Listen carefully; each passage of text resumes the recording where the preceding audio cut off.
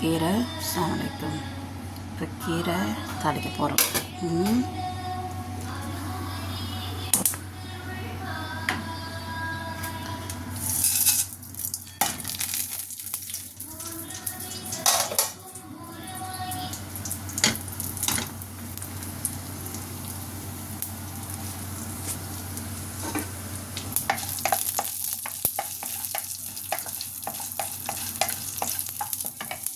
புதினா, கொத்தமல்லி, கருவேப்பிலை இதெல்லாம் போட்டு இப்போ சட்னி அரைக்கும். சட்னி இல்லை, இது வந்து நம்ம ஊறுகாய் மாதிரி தொட்டுக்கிறது. இப்போ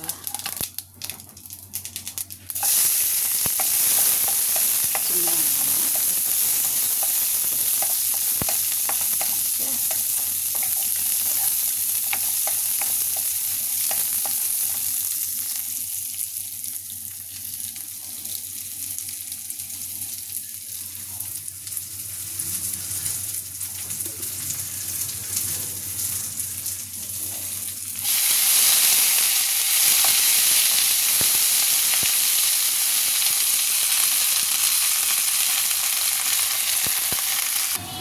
புதினா கொத்தமல்லி சட்னி அரைச்சாச்சு.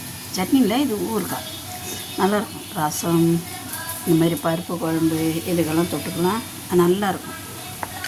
இது தாளிச்சாச்சு.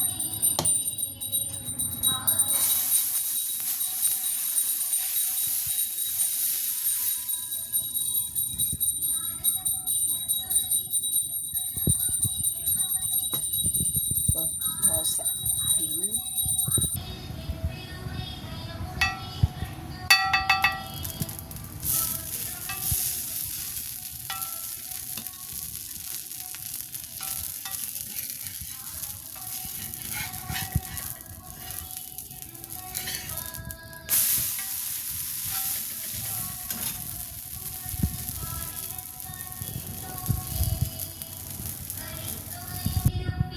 முருங்கைக்கீரை, பீட்ரூட்டு சட்னி, தால்,